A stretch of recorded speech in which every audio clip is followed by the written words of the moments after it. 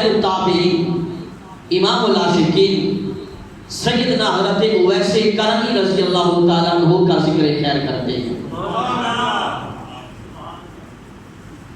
امام العاشقین آپ کے عشق اور مرتبہ کا اندازہ اس بات سے بھی لگایا جا سکتا ہے کہ حضرت اویس کرنی کو تاجدار کائنات کے ساتھ کیسا عشق تھا۔ اویس کرنی کے دل میں سینہ میں عشق مصطفیٰ کی کیسی آگ جل رہی تھی۔ آپ کے عشق کا اندازہ اس بات سے بھی لگایا جا سکتا ہے کہ جب تاجدار کائنات کے وصال ظاہری کا وقت آیا نا تو غلاموں نے پوچھا یا رسول اللہ صلی اللہ علیہ وسلم آپ کا یہ مبارک جبہ کس کو دیا جائے؟ سب کی توجہ ہے میری طرف؟ صحابہ نے کہا یا رسول اللہ آپ کا یہ مبارک جبہ کسے دیا جائے؟ ہمارے آقا آپ کو ظاہری طور پہ اس دنیا سے تشریف لے جا رہے ہیں تو میرے آقا نے فرمایا کہ اویس کرنی کو دیا جائے۔ نعرہ تکبیر، نعرہ رسالت، یا رسول اللہ، نعرہ تحقیق، نعرہ حیدری۔ فرمایا یہ جبہ اویس کرنی کو دینا، اویس کرنی کو میرا سلام بھی کہنا۔ جبہ بھی دینا، جبہ بھی عطا فرمانا، میرا سلام بھی فرمانا، میرا سلام بھی دینا اور ساتھ کہنا اویس کرنی کو کہ میری امت کی بخشش کے لیے دعا کریں، میری امت کی بخشش کے لیے، میری امت کی بخشش کے لیے دعا کریں۔ میرے آقا جب اس دنیا سے ظاہری طور پہ تشریف لے گئے حضور تو حضرت فاروق اعظم حضرت مولا کائنات مولا علی شیر خدا آقا کا مبارک جبہ لے کے یمن گئے۔ حضرت اویس کرنی کو لینے کے لیے یمن تشریف لے گئے، جا کے وہاں یمن میں جا کے پوچھا کہ یہاں کوئی کرن کا رہنے والا ہے، کوئی کرن کا باسی ہے، رہنے والا ہے؟ ایک شخص کے بارے بتایا گیا کہ یہ کرن کا رہنے والا ہے۔ اس سے پوچھا کہ آپ اویس کرنی کو جانتے ہو بھائی؟ اس نے کہا نہیں، اویس کرنی کو تو نہیں جانتا، مگر اس نام کا ایک بندہ ہے جو آبادی سے دور جنگل میں رہتا ہے۔ آبادی سے دور، سب بولیے آبادی سے دور، آبادی سے دور جنگل میں رہتا ہے اور لوگ اسے دیوانہ کہتے ہیں، لوگ اسے، سب بولیے لوگ اسے دیوانہ کہتے ہیں۔ فرمایا کہ اسی کے پاس ہمیں لے چلو، جسے دیوانہ کہتے ہو نا، دیوانہ سمجھتے ہو، اس اویس کے پاس لے چلو، وہ جنگل میں رہنے والا، جنگل میں اپنا ڈیرا ڈالنے والا، اس کے پاس لے چلو۔ وہ شخص لے گیا دونوں بزرگوں کو۔ جب وہاں پہنچے تو حضرت اویس کرنی نماز پڑھ رہے تھے۔ کیا کر رہے تھے؟ نماز پڑھ رہے تھے، اللہ کی بندگی کر رہے تھے، اللہ کی عبادت کر رہے تھے۔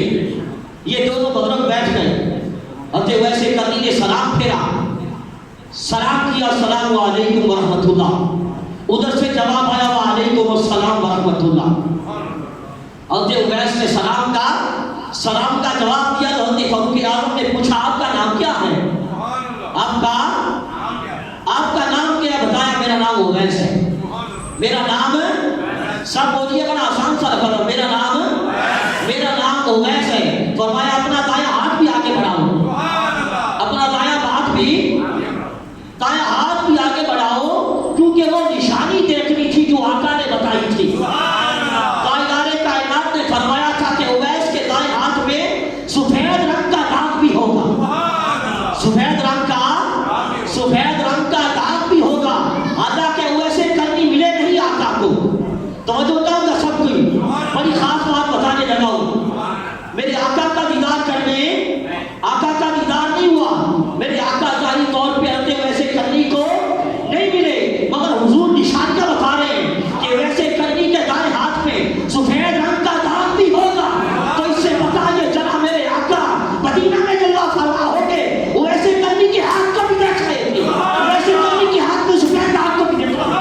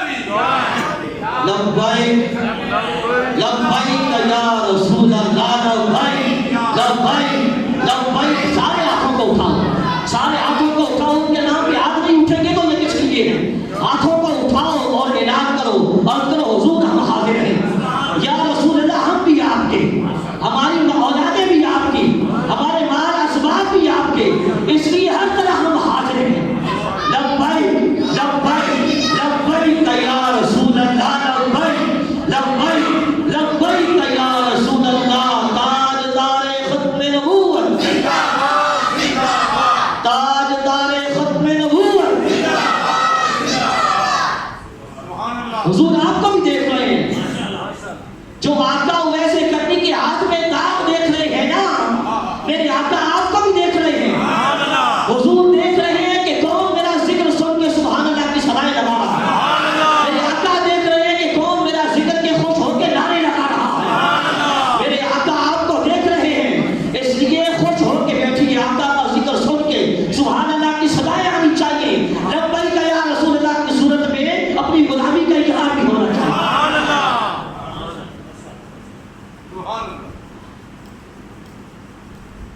کیسے بدبخت ہیں لوگ، معاذ اللہ آقا کے علم پاک کا انکار کرتے نظر آتے ہیں، مگر ویسے کرنی ملے نہیں. میرے آقا ان کے ہاتھ کا داغ بھی بتا رہے ہیں کہ ویسے کرنی کے ہاتھ میں سفید رنگ کا کیا ہوگا؟ سفید رنگ کا داغ ہوگا. حضرت ویسے کرنی کے ہاتھ بڑھایا آگے. حضرت فاروق اعظم نے کہا تمہیں ہاتھ بڑھاؤ، دائیں ہاتھ بڑھایا. جب دیکھا ان کے ہاتھ میں وہ نشان جو آقا نے بتایا تھا، جو نشانی بتائی تھی وہ نشانی پائی گئی، وہ داغ پایا گیا، تو فاروق اعظم نے ویسے کرنی کا وہ ہاتھ پکڑا اور اس کو چوم لیا. ویسے کرنی کا ہاتھ پکڑا، اس کو چوم لیا، بوسہ دے دیا. کس نے بوسہ دیا؟ فاروق اعظم نے دیا. کس نے بوسہ دیا؟ فاروق اعظم نے. وہ فاروق اعظم جنہوں نے براہ راست ساقی کوثر کے ہاتھ مبارک سے توحید کے جام پیے تھے. ان سے بڑا کوئی توحید پرست ہوگا؟ ان سے بڑا کوئی توحید پرست ہو سکتا ہے؟ تو فاروق اعظم رضی اللہ تعالیٰ عنہ نے وہ ویسے کرنی کے ہاتھ کو، حالانکہ ویسے کرنی اس سے پہلے نہ صحابی تھے نہ تابعی تھے. نہ صحابی تھے، توجہ چاہوں گا میری طرف توجہ رہے. اس سے پہلے نہ صحابی تھے نہ تابعی تھے. تابعی تو ابھی بن رہے ہیں نا، ابھی صحابہ کا دیدار ہوا ہے.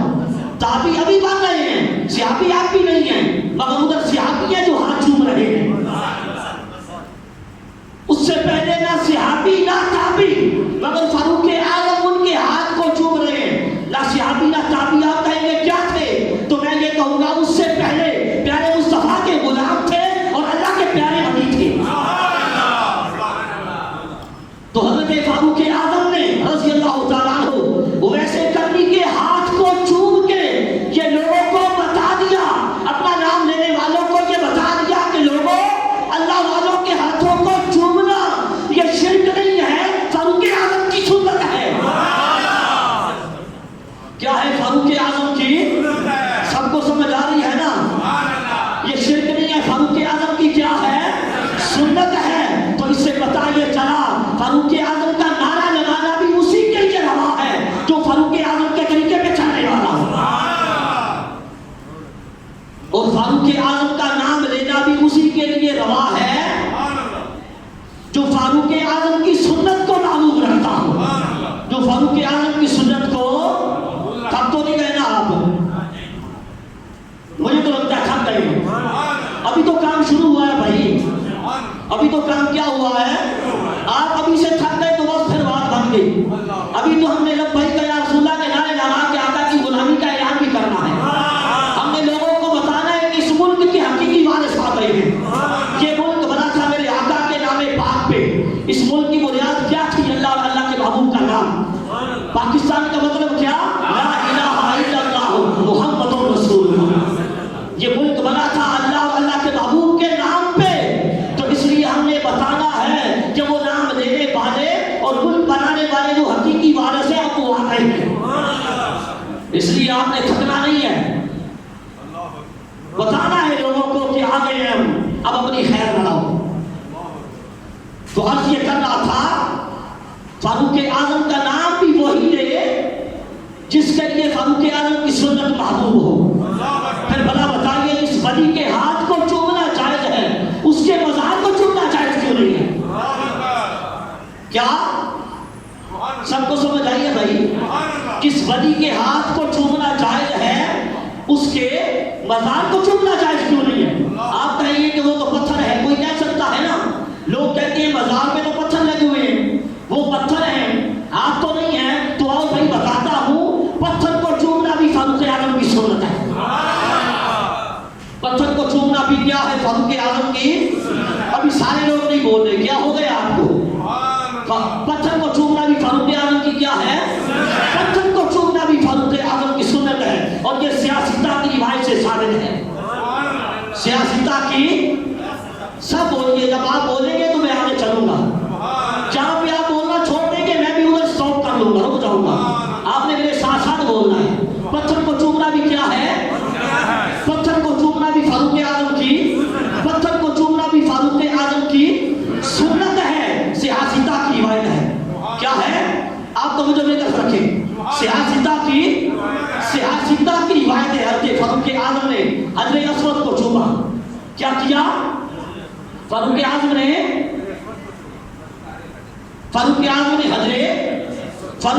ने हजरे अस्वद को चूमा। चूमने से पहले हजरे अस्वद क्या है? पत्थर है ना? क्या है? ओ भाई आप मेरी तरफ देखिए, हजरे अस्वद क्या है? पत्थर है ना, सबको पता है। हजर कहते हैं पत्थर को है। किसे कहते हैं? हजर अरबी में पत्थर को कहते हैं। अस्वद का माना है काला। हजरे अस्वद वो काला पत्थर, क्योंकि हजरे अस्वद का रंग क्या है?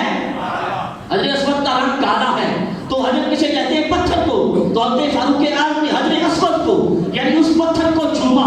मगर चूमने से पहले फरमाया, सियासता की रिवायत है, फरमाया मैं जानता हूं कि जो एक पत्थर है, ना तो कोई नफा दे सकता है ना तो नुकसान दे सकता है, ना तू नफा दे सकता है ना ही नुकसान दे सकता है। मगर तुझे फिर भी चूम रहा हूं, तो इसलिए चूम रहा हूं कि तुझे मेरे आका प्यारे मुस्तफा ने चूमा।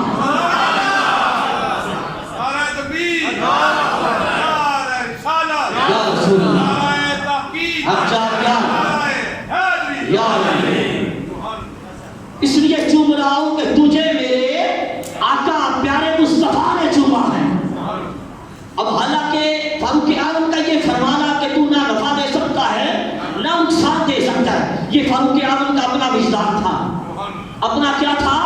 विजदान था। और अपना नाम लेने वालों के लिए एक पैगाम था, अपना नाम लेने वालों के लिए एक। हालांकि हजरे अस्वद जो है वो फायदा देता है, कयामत के दिन अपने इस्तेलाम करने वालों की शिफात करेगा। इस्लाम करने वालों की सब बोलिए भाई, हजरे अस्वद वो पत्थर जिसने इस्तेलाम किया उनकी क्या करेगा? शिफात करेगा। शिफात कैसे होगी? पहचान के बगैर होगी। समझ नहीं आई ना आपको? आइए दोबारा समझाऊं। कोई किसी की सिफारिश कैसे कर सकता है? उसे पहचानता होगा।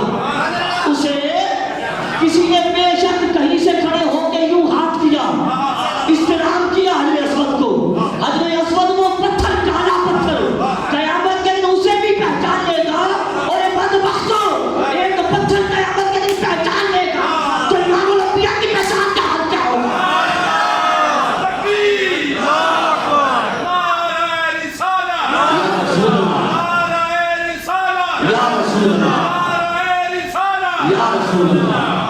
लब्बैक लब्बैक लब्बैक या रसूल अल्लाह, लब्बैक लब्बैक लब्बैक या रसूल अल्लाह, लब्बैक लब्बैक लब्बैक या रसूल अल्लाह। ताजदारे खत्म नबूवत, ताजदारे खत्म नबूवत। हजरे अस्वद फायदा देगा। क्या करेगा? फायदा देगा। मगर फारूक आजम का ये फरमान, मैंने कहा, एक तो उनका अपना विजदान था, दूसरा अपना नाम लेने वालों के लिए पैगाम था कि लोगों, अल्लाह के वलियों के नजारों के साथ जो पत्थर लगे होते हैं, बेशक उन्हें बेफायदा समझते हो, मगर फिर भी फारूक आजम बेफायदा समझ के चूम रहा है, तो तुम भी उन नजारों के पत्थरों को बेफायदा समझ के फारूक आजम की सुन्नत समझ के उनको चूम लिया था।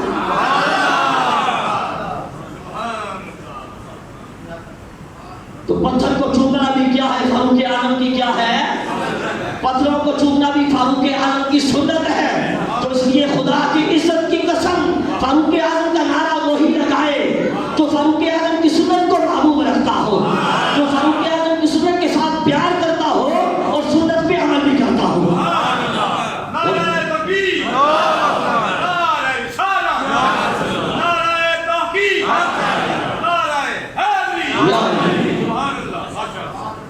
वरना जो फारूक आजम की सुन्नत के साथ मोहब्बत ना करे और इनकार करे तो उसके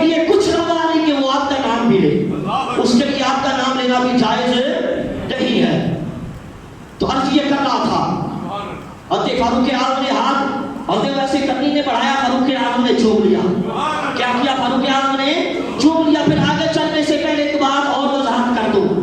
میرے آقا نے یہ فرمایا تھا, غلاموں کو حکم دیا تھا, وہ ویسے قرنی کو کہنا میری امت کی بخشش کے لیے دعا کرے, میری امت کی بخشش کے لیے کیا کرے, دعا کرے. پہلے عرض کر چکا ہوں اس وقت وہ ویسے قرنی نہ صحابی تھے نہ تابعی تھے.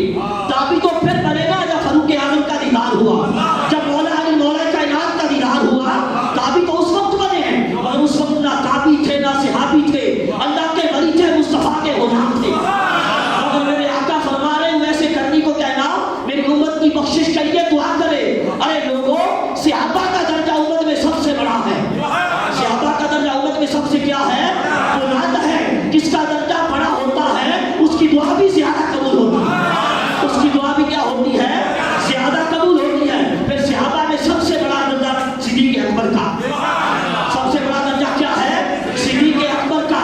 تو مطلب کیا, جو صدیق اکبر کی دعا میں اثر تھا وہ ویسے کرنے کی دعا میں اثر نہیں تھا, کیونکہ درجہ بڑا تھا. جو فاروق اعظم کی دعا میں, عثمان غنی کی دعا میں, مولا علی کی دعا میں اثر تھا, وہ ویسے کرنے کی دعا میں اثر نہیں تھا. مگر میرے آقا نے کسی صحابی کو حکم نہیں فرمایا, بلکہ اللہ کے ولی کو یہ حکم فرمایا کہ میری امت کی بخشش کے لیے دعا کرے. تو یہ کس لیے, یہ امت کو بتانا تھا کہ لوگوں, اللہ والوں کی دعاؤں میں بڑا اثر رکھا ہے خدا نے. اتنا اثر ہے کہ ان دعاؤں سے گناہگاروں کی بخشش بھی ہو جایا کرتی ہے.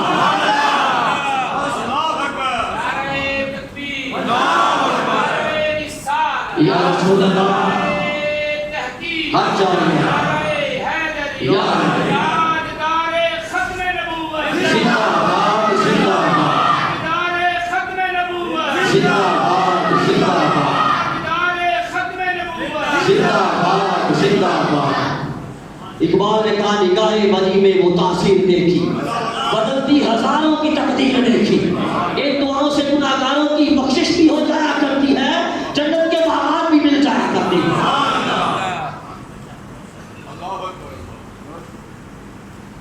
حضرت ابی حجمی رضی اللہ تعالیٰ عنہ ایک جگہ سے گزر رہے تھے. ایک دن پھانسی گھر کے پاس سے گزر رہے تھے, اور اس وقت اتفاقاً ایک قاتل کو پھانسی دی جا رہی تھی. کسے, ایک قاتل کو پھانسی دی جا رہی تھی. پھندا گلے میں ڈال دیا گیا تھا, پھندا گلے میں ڈال دیا گیا تھا. اس قاتل نے جب حضرت ابی حجمی کو دیکھا رضی اللہ تعالیٰ عنہ, تو پکارا ہے حبیب حجمی, میں بڑا گناہگار ہوں, بڑا سیاہکار ہوں, اس لیے آپ میری مغفرت کے لیے دعا فرما دیں, میری بخشش کے لیے کیا کریں, سب بولیے میری مغفرت کے لیے آپ دعا فرما دیں. حضرت حبیب حجمی نے دعا کی, مولا اے مالک ملک, اے بخشنے والے, اس نے مجھے ایک نیک شخص سمجھ کے مجھے دعا کے لیے کہا ہے, مجھے ایک نیک بندہ سمجھ کے مجھے دعا کے لیے کہا. تو اے مالک ملک, اے بخشنے والے غفور الرحیم, تو اس پہ اپنا کرم فرما, اس پہ رحم فرما, اس پہ رحم فرما. دعا کر کے آگے چلے گئے. اس کو پھانسی دے دی گئی, اس کو پھانسی دے دی گئی. اس نے تو مغفرت کی دعا کہا تھا نا, یہ تو نہیں کہا تھا کہ میں اس پھندے سے آزاد ہو جاؤں, مغفرت کی دعا کہی تھی نا. آپ دعا کر کے آگے چلے گئے, اس کو پھانسی دے دی گئی, فوت ہو گیا. جب اس کی لاش اتارنے لگے تو جلاد نے کہا کہ اس کو بھی حبیب حجمی کی اچھی دعا لگی کہ بیچارہ اگلے جہان ہی چلا گیا. اسی رات وہ جلاد سویا. جب جلاد سویا, اسی قاتل کو دیکھا کہ ایک بہت بڑے باغ میں خوش و خرم بیٹھا ہوا, بہت بڑے باغ میں خوش و خرم بیٹھا ہوا, اور آس پاس کا ماحول ایسا دلکش تھا کہ دیکھنے سے ہی حلاوت محسوس ہو رہی تھی, چاشنی حاصل ہو رہی تھی. اس سے پوچھا قاتل سے, اس جلاد نے, کہ یہ کیسے, تو ایک قاتل تھا, جنت میں کیسے آ گیا؟ اس قاتل نے یہ بتایا کہ یہ سب کچھ حبیب حجمی کی دعاؤں کا اثر ہے, یہ سب کچھ حبیب حجمی کی دعا کا اثر ہے. مطلب کیا, دعا فرمائی اللہ کے ولی نے, ادھر روح نے پرواز کیا, ادھر بخشش بھی ہو گئی, جنت کا باغ بھی عطا کر دیا گیا. لوگ ہمیں کہتے ہیں جی یہ اللہ کے ولیوں کے پاس جاتے ہیں کہ ہم دعا کرائیں گے ہمیں اولاد ملے گی, ہمیں بیٹا ملے گا, ہماری دنیاوی مشکلات جو ہے نا آسان ہوگی. ارے نادانوں یہ تو چھوٹی چیزیں ہیں. یہ کیا ہے؟ یہ چھوٹی چیزیں ہیں. بیٹا اولاد والوں اسباب مشکلات کا ٹل جانا یہ چھوٹی چیزیں ہیں. اللہ والوں کی دعائیں تو وہ ہیں کہ ان دعاؤں سے بخشش بھی ہو جایا کرتی ہے, جنت کے باغ بھی مل جایا کرتے ہیں. تو آؤ بتاؤں کہ ان دعاؤں سے دنیاوی مشکلات بھی ٹل جایا کرتی ہیں.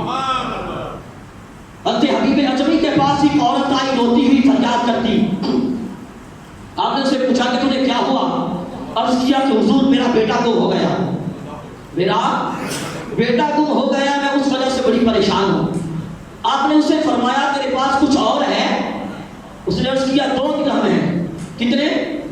2 درہم ہیں. آپ نے اس سے وہ 2 درہم لیے, ان کو صدقہ کر دیا. وہ درہم لے کے صدقہ کر دیا, دعا فرمائی. دعا فرما کے فرمایا کہ جا اپنے گھر جا, تیرا بیٹا تیرے گھر آ چکا ہے. تیرا بیٹا تیرے گھر, تیرا بیٹا تیرے گھر آ چکا ہے. جب وہ عورت اپنے گھر آئی تو اس کا بیٹا اس کے گھر آ چکا تھا. اس کا بیٹا اس کے گھر, حبیب اجمی اپنے آستانہ میں بیٹھے ہیں. حبیب اجمی اللہ کے ولی اپنے آستانہ میں بیٹھے ہیں. اس کا بیٹا عورت کا اس کے گھر میں آیا ہے. اپنے آستانہ میں بیٹھ کے یہ بتا رہے ہیں کہ تیرا بیٹا تیرے گھر آ گیا ہے. پھر بیٹا آ بھی گیا تھا تو اس سے پتا یہ چلا اللہ کا ولی بیٹھا اپنے آستانہ پہ تھا, مگر اپنے آستانہ پہ بیٹھ کے اس کے گھر میں دیکھ رہا تھا کہ اس کا بیٹا آ گیا.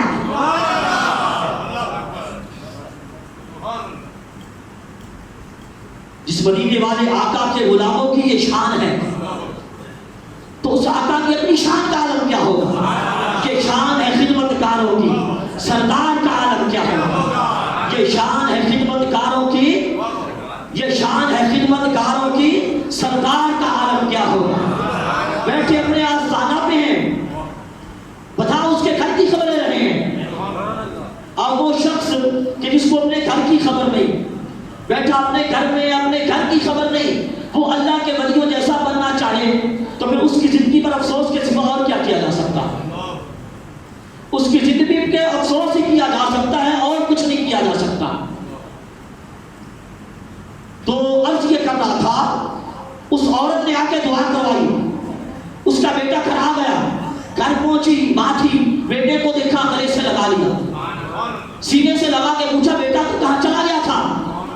بتایا امی میں تو کرمان میں تھا. کہاں؟ کرمان میں تھا. میرے استاد نے مجھے گوشت لینے کے لیے بازار بھیجا تھا. راستے میں تھا ایک تیز دار آندھی چلی. آندھی چلی تو میں نے کسی کو سنا, کوئی آندھی کو یہ کہہ رہا تھا کہ اے ہوا اس بچے کو اس کے گھر پہنچا دے, اس بچے کو اس کے گھر پہنچا دے. تو اس ہوا نے مجھے یہاں اپنے گھر پہنچا دیا. تو اس سے پتا یہ چلتا ہے کہ یہ ہوائیں, یہ فضائیں, یہ بھی اللہ والوں کی نوکری کرتی ہیں, یہ بھی اللہ کے ولیوں کی تابع داری کرتی ہے, تابع دار ہیں. تو بات چل رہی تھی, اب تو ویسے کرنی کا جب ہاتھ اپنے گھروں کے آدمی نے چھوڑ لیا, وہ نشانی دیکھ لی, نشانی دیکھ کے فرمایا آپ کو مبارک ہو, آپ کو مبارک ہو. حضور صلی اللہ علیہ وسلم نے آپ کے لیے جھبا بھی بھیجا ہے, آپ کے لیے سلام بھی بھیجا ہے, اور ساتھ یہ فرمایا ہے وہ ویسے کرنی کو کہنا میری امت کی بخشش کے لیے دعا کرے. میری امت کی بخشش کے لیے ویسے کرنی کو کہنا میری امت کی بخشش کے لیے, میری امت کی بخشش کے لیے دعا کرے. وہ عاشق تھے. کیا تھے؟ کون؟ آپ کی بات نہیں کر رہا, وہ ایسے کرنے کی کر رہا ہوں. ہمارے عشق جھوٹے ہیں, ہمیں تو عشق کی ہوا بھی نہیں لگی. ہمارے صحابہ صرف عشق کے دعوے ہیں, محبت کے دعوے ہیں, دعوے محبت کے کرتے ہیں. اگر حضور کے دین کو کسی چیز کی ضرورت پڑ جائے نا, ہم ہیلا سازیاں کرتے ہیں. ہمیں عشق کی ہوا بھی نہیں لگی. بھائی عاشقوں کی بات کر رہا ہوں. وہ عاشق تھے, عاشق بھی ایسے تھے. میرے آقا خود فرمایا کرتے تھے کہ یمن کی طرف سے مجھے محبت کی ٹھنڈی ہوا آیا کرتی ہے. میرے آقا امام الانبیاء حضور تاجدار کائنات خود فرمایا کرتے تھے کہ مجھے یمن کی طرف سے محبت کی ٹھنڈی ہوا آتی ہے. کیوں؟ وہاں پہ میرا دوست ویسے کر ہی رہتا ہے, وہاں میرا دوست ویسے کر ہی رہتا ہے. میرے آقا نے مزید کرم فرمایا اس عاشق پہ کلام میں فرمایا قیامت کا دن ہوگا خدا 70,000 فرشتے پیدا فرمائے گا. کتنے؟ یاد رہ جائے گا نا سب کو. 70,000 فرشتے پیدا فرمائے گا. ان سب کی شکلیں ویسے کرنی جیسی ہوں گی. ان سب کی شکلیں خواجہ کرنی جیسی ہوں گی. میرے آقا نے فرمایا ان 70,000 فرشتوں کے جھرمٹ میں وہ ویسے کرنی آئیں گے, خواجہ کرنی آئیں گے. ساری کائنات یہ منظر دیکھیں گی مگر کوئی نہیں پہچان سکے گا کہ اصل خواجہ کرنی کون ہے. کوئی نہیں پہچان پائے گا کہ اصل خواجہ کرنی کون ہے. تو عرض یہ کر رہا تھا وہ کیا تھے؟ وہ عاشق تھے. وہ میرے آقا کے ساتھ سچا عشق کرنے والے تھے. جب یہ پیغام میں رحمت سنا تو وجد میں آ گئے. جب آقا کا یہ کرم والا پیغام سنا تو وجد میں آ گئے اور آقا کا وہ مبارک جوبہ لے کے کچھ دور چلے گئے. حضرت فاروق اعظم تھے اور حضرت مولا علی سے دور چلے گئے. جا کے سجدے میں گر گئے. جا کے سجدے میں گر گئے. عرض کیا باری تعالیٰ اے عشق و محبت کے بنانے والے اور اپنے حبیب کو چاہنے والے, تیرے محبوب نے یہ جوبہ مبارک اس فقیر میں سر و پا کو بھیجا ہے. اس فقیر کو بھیجا ہے, اس نے سر و پا کو بھیجا ہے. اگر اجازت ہو تو یہ جوبہ پہن لو. نعرہ تکبیر, نعرہ رسالہ, یا رسول اللہ, نعرہ رسالہ, یا رسول اللہ, نعرہ تحقیق, اچھا نعرہ حیدری, یا تاجدار ختم نبوت. لبیک لبیک یا رسول اللہ, لبیک لبیک لبیک یا رسول اللہ, لبیک لبیک لبیک یا رسول اللہ, لبیک لبیک لبیک یا رسول اللہ. تاجدار ختم نبوت, تاجدار ختم نبوت, تاجدار ختم نبوت. یہ نعرہ ہم نے پرسوں اتوار کو چوک میں بھی لگانا ہے. چوک شیر ربانی میں نماز عشاء کے بعد یہ نعرہ ادھر لگانے کے لیے آئیں گے نا آپ. ہم یہ نعرہ لگانے لبیک یا رسول اللہ. یہ کیا ہے؟ یہ عبادت ہے کہ نہیں؟ سب بولیے بھائی, کسی کو شک ہے؟ عبادت ہے نا. سب بولو کیا ہے؟ عبادت ہے. تو جس جلسے میں یہ نعرہ لگے گا وہ جلسہ بھی عبادت ہے کہ نہیں؟ کسی کو شک ہے؟ جس کو شک ہے ہاتھ اٹھائے. کس جلسے میں یہ نعرہ لگے بھائی عبادت والا, وہ جلسہ بھی عبادت ہوگا یا نہیں؟ پھر آپ کریں یہ عبادت کرنے آئیں گے یا نہیں؟ سب آئیں گے نا.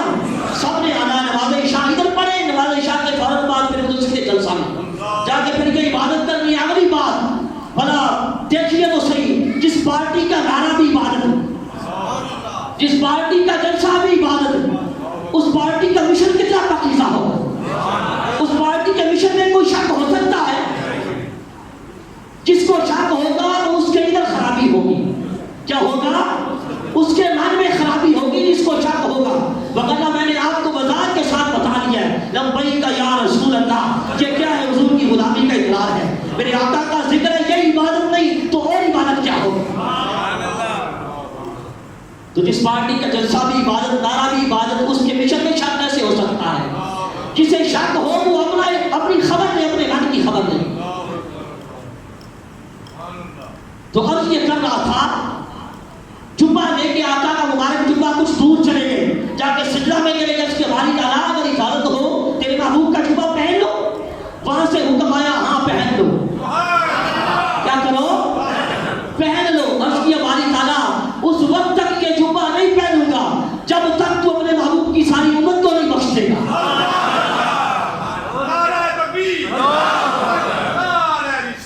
یا رسول اللہ, یا رسول اللہ, نعرہ تحقیق. من سب نبی, من سب نبی, من سب نبی, تاجدار ختم نبوت, تاجدار ختم نبوت. باری تعالیٰ جب تک تو اپنے محبوب کی ساری امت کو نہیں بخشے گا اس وقت تک یہ جبہ نہیں پہنوں گا. ادھر سے حکم آیا کہ کئی ہزار کو بخش دیا ہے. کئی ہزار کو بخش دیا. باری تعالیٰ نے ساری امت کو بخش.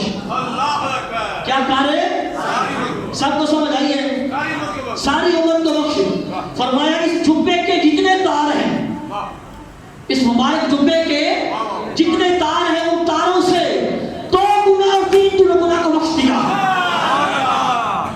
اللہ اکبر پھر اس کی ہماری دانا نہیں, ساری کو بخش. کیا کہا ہے؟ ساری کو بخش. پھر فرمایا اور کئی 1000 کو بخش دیا ہے. اس کی ہماری دانا میں چاہتا ہوں کہ ساری کو بخش دے.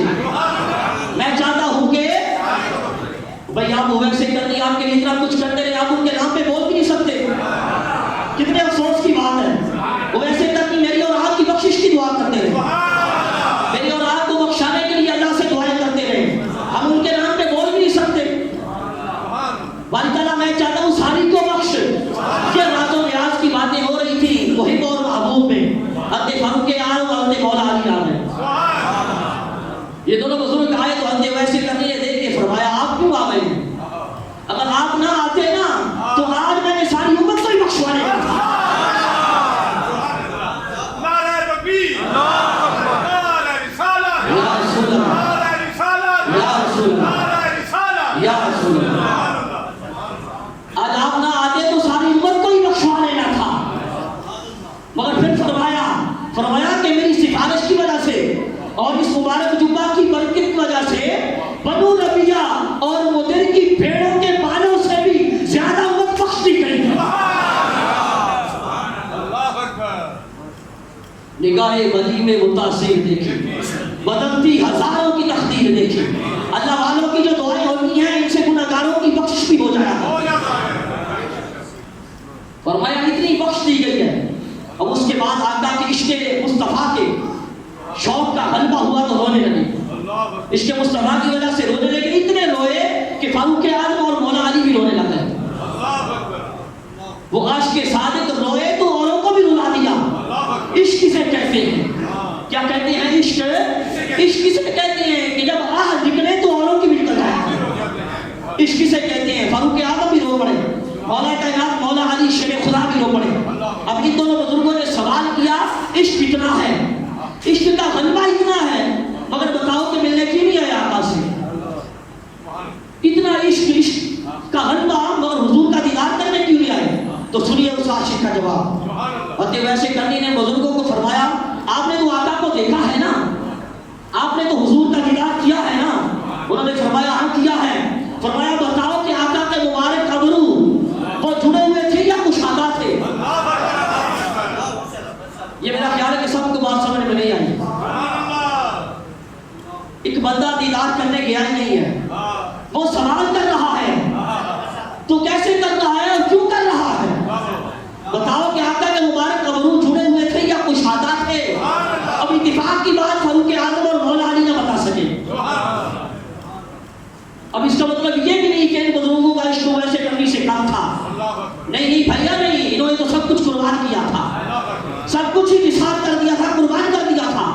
اپنے جو بڑے باپ دادا تھے ان کو تھپڑ مار دیتے تھے, ان کو تلواریں مار دیتے تھے. آقا کی محبت ہے, عشق کم نہیں تھا. اس کی وجہ یہ تھی آقا کے پاس رہتے تھے, بارگاہ میں حاضر رہتے تھے. ادب کی وجہ سے کبھی نگاہ پھیر کے چہرے مصطفیٰ کو دیکھا نہیں تھا. نعرہ تکبیر نعرہ رسالت یا رسول اللہ, نعرہ تحقیق نعرہ حیدری. وقت ختم ہونے لگا, ایک مرتبہ نعرہ پھر ہو جائے, سینے پھر منور ہو جائے. لبیک لبیک لبیک یا رسول اللہ, لبیک لبیک لبیک یا رسول اللہ, لبیک لبیک لبیک یا رسول اللہ. تاجدار ختم نبوت, تاجدار ختم نبوت. ادب کی وجہ سے کبھی نگاہ بھر کے آقا کے رخ پاک کو دیکھا ہی نہیں تھا. انہوں نے فرمایا کہ نہیں ہمیں نہیں پتا. تو حضرت ویسے کرنی جنہوں نے دیدار نہیں کیا, جو آقا سے ملنے نہیں آئے, انہوں نے رخ مصطفیٰ کا پورا نقشہ کھینچ کے ان کے سامنے رکھ دیا. تو اس سے پتا یہ چلا کہ حضرت ویسے کرنی بے شک آقا کا دیدار کرنے نہیں آئے, ظاہری طور پہ آقا کو ملنے نہیں آئے, مگر آپ کے عشق کی وجہ سے جلوہ مصطفیٰ ہر وقت آپ کی نگاہوں کے سامنے رہا کرتا ہے. یہ سب کچھ کیسے حاصل تھا؟ اللہ اکبر یہ عشق مصطفیٰ کی وجہ سے تھا۔ سبحان اللہ ان کے دل میں عشق مصطفیٰ کا بھاگڑ بڑھ رہا تھا، اللہ اکبر ایسا بھاگڑ بڑھ رہا تھا کہ اوروں کو بھی رلا دیا کرتے تھے۔ اللہ اکبر اس لیے اگر ہم چاہتے ہیں کہ ہم بھی حضور کرم فرمائیں، حضور کے انعامات کی بارش ہم پہ بھی برسے، حضور کے اکرام کرامات کی اور آپ کے فضل و کرم کی بارش اور برسات ہم پہ بھی ہو، تو پھر ہمیں بھی چاہیے کہ حضور کے ساتھ سچی محبت کریں۔ اللہ اکبر سچی محبت کی